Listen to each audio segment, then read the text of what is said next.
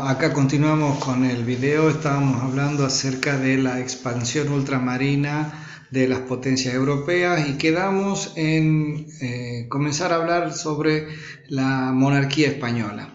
Esta monarquía española, vemos la escena acá del cuadro, ¿sí? Vemos a los reyes católicos, Isabel y Fernando.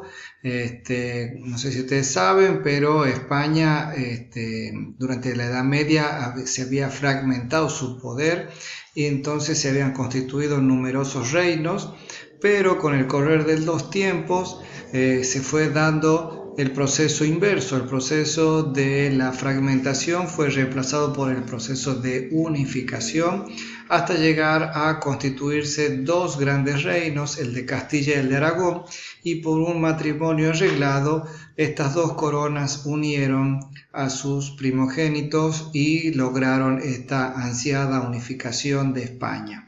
España se hizo cargo de la guerra de independencia,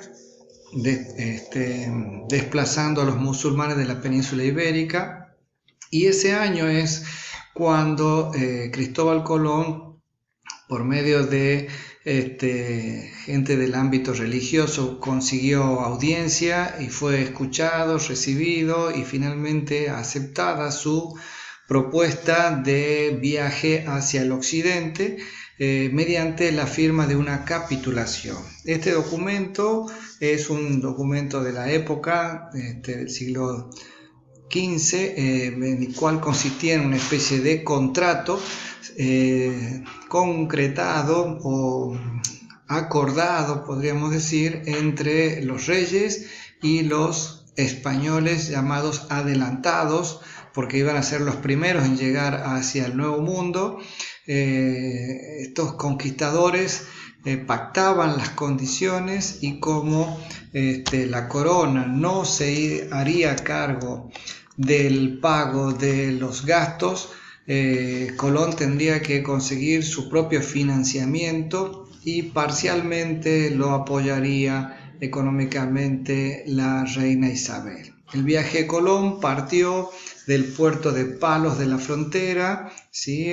Un puerto que estaba abierto a la navegación mediterránea, pero que ahora habría un nuevo rumbo. El viaje era hacia el Atlántico y no hacia el Mediterráneo, ¿sí? Salieron en agosto de 1492. Ahí vemos el recorrido, no sé si pueden ver la manito. Salen de Puerto de Palos de la Frontera, pasan por las Islas Canarias, que son islas de soberanía española. Ahí se aprovisionan de agua y algunos alimentos y luego avanzan, ¿sí? Hasta una zona en donde los vientos se paran y las corrientes marinas también, ¿sí? El llamado Mar de los Sargazos. Esto ralentiza el viaje, lo hace mucho más lento, sufre algunos intentos de motines, el alimento va escaseando, el agua también. Y Colón, que era muy religioso, hacía que todos los días oraran sus marinos, y él también le pedía a Dios la bendición de llegar, hasta que finalmente, casi 3 meses después de haber partido, llega a la zona llamada Guanaani, ¿sí? Que él bautizaría con el nombre de San Salvador. Ahí es el primer contacto de Colón y su flota con territorio centroamericano, y ellos creyeron por la fisonomía de las costas que se podría tratar de las tierras de Zipango en Oriente, actualmente llamado Japón. Pero sin embargo, al poco de recorrer un poco las costas, empiezan a notar que la vegetación y el clima no se corresponden con las condiciones geográficas y climáticas de Oriente. Bien, Colón llega a América un 12 de octubre de 1492. Durante mucho tiempo se lo mencionaba en las efemérides educativas como el descubrimiento de América, pero bueno, hoy en día esto ha sido cambiado porque la visión ya no es más eurocéntrica, sino que podríamos decir que desde un punto de vista americanista tenemos que reconocer la existencia de grandes civilizaciones como incas, aztecas y mayas, y se lo ha rebautizado a este momento de la historia como el encuentro de dos mundos. Bien, la Iglesia, un factor importante, la Iglesia católica, que en aquel entonces tenía un poder espiritual terrenal, porque tenía poder económico, tenía poder político y poder militar, e intervenía en un montón de asuntos de política internacional, participó de esta política de expansión ultramarina, tanto en lo que hace a España como también Portugal, que ahora se están peleando por el Nuevo Mundo. El Papa, que en ese entonces era Alejandro VI, de nacionalidad española, tuvo que intervenir para evitar conflictos y alguna potencial guerra entre estas dos naciones atlánticas. Entonces estableció que cesarían estos inconvenientes mediante la emisión de una bula. Una bula es un documento papal en donde se establecen condiciones políticas, estratégicas, geográficas, económicas y de ejercicio de soberanía. Esta se llamó la Bula Intercaetera de 1493, mediante la cual se establecía una línea imaginaria hacia cuyo lado más occidental le correspondería a los españoles y 300 leguas antes le correspondería al dominio de los portugueses. Vemos acá en el mapa una línea roja y hacia el occidente todo el territorio americano, la mayor parte del territorio americano, ¿sí? Desde este meridiano de los 45 grados hacia el occidente le correspondería a España mediante el Tratado de Tordesillas, un tratado diplomático entre estos dos estados, España y Portugal, para evitar una guerra futura. Mientras que para Portugal le quedaría la zona que queda entre esta línea verde y la línea roja, es decir, que por la Bula Intercaetera, ¿sí?, desde el meridiano 38 hasta llegar al 45, esa sería la única zona que le correspondería a Portugal, que ustedes podrán apreciar corresponde con la parte norte de Brasil actual. Bien, a partir de la llegada de Colón se hicieron posteriores viajes, no solamente los otros 3 viajes de Colón, sino también de otros conquistadores españoles que intentaron encontrar un paso interoceánico para sortear este nuevo continente y poder conectar nuevamente con el Pacífico y después con el Océano Índico y llegar a las preciadas tierras orientales. ¿Sí? Destacamos a Américo Vespucio, de donde deriva su nombre, el continente americano, y que tenía, como dijimos, el objetivo de encontrar un paso para llegar hasta Oriente. Después vamos a tener a Pedro Álvarez de Cabral, que es portugués y que también vino a recorrer estos nuevos territorios, recorriendo lo que era la porción que le daba la Bula Intercaetera II, ¿sí?, de los 38 grados hacia los 45 grados, lo que hoy es el territorio de Brasil.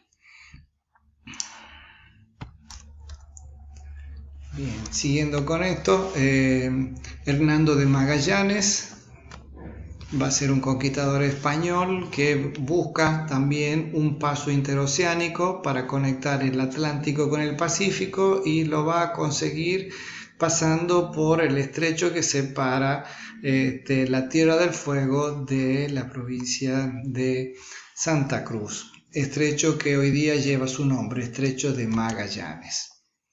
El viaje de Magallanes no va a completar la vuelta al mundo porque estaba soportando situaciones de enfermedad y finalmente fallece a bordo de su viaje, y solamente Santiago Elcano, que era el segundo a mando de esa embarcación, llegaría a dar la vuelta al mundo con un viaje tan largo como 3 años de navegación, comprobando así la teoría de la redondez de la Tierra, algo que para aquel momento era una idea completamente descabellada, ¿sí? E injustificada. Ahora, con Sebastián Elcano y Hernando de Magallanes, esa teoría se convierte en una realidad confirmada. Bien, la conquista de América no solamente fue la conquista en el campo de batalla, imponiéndose el predominio militar y armamentista de los europeos sobre los americanos, sino también la conquista se trata de la conquista espiritual y cultural, ¿sí? Principalmente la conquista espiritual consistió en evangelizar a los habitantes de este nuevo continente. Esto también estaba escrito en la bula intercaetera del Papa Alejandro VI, y el deseo era incorporar nuevos territorios al dominio español para acrecentar el imperio español o imperio hispánico, evangelizar a los habitantes para así ganar más fieles para la religión católica y obtener riquezas de los territorios incorporados. ¿Sí? Le vamos a llamar ahora periodo del descubrimiento y la conquista a este momento en donde los españoles ingresan, penetran y avanzan en todas las direcciones del territorio americano, imponiendo el dominio español. ¿Cuáles son las motivaciones que tienen los conquistadores? Mejorar las condiciones de vida de ellos mismos, que salían de España huyendo de la pobreza y buscando ese afán de aventuras, fama, poder económico, prestigio, ¿sí? Muchos de ellos fueron hidalgos o escuderos. Después les propongo que ustedes hagan búsqueda de estos términos para ver cuál es su verdadera significación, pero bueno, les adelanto la idea: son nobles de apellido, pero quizás no tienen demasiada fortuna, pero anhelan con encontrar esa fortuna acá en América. No son soldados de profesión y tienen que llevar a cabo una actividad militar para acrecentar su dominio y para defenderlos.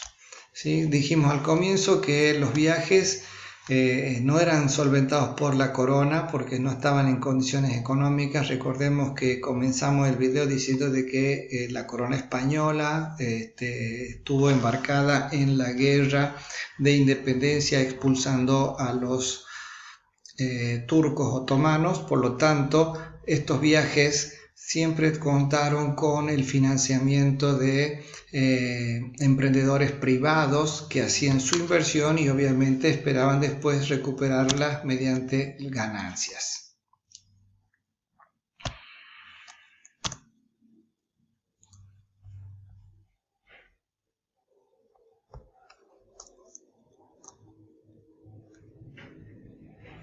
Bien, entre sus intereses estaba encontrar metales preciosos, también tierras, títulos de nobleza. Obtenían títulos como por ejemplo conde, duque, barón, gobernador, miembros de las audiencias, es decir, cargos y títulos de los cuales no podrían gozar en Europa, pero sí acá en América. Evangelizar a los indígenas, como dijimos, era una tarea importante realizada en conjunto por la Iglesia y la corona española. La idea es una empresa de conquista que debía autofinanciarse. El capitán de la conquista era el jefe de esta expedición y todo lo que él encontrara significaría el ingreso o ganancia de esta empresa de conquista.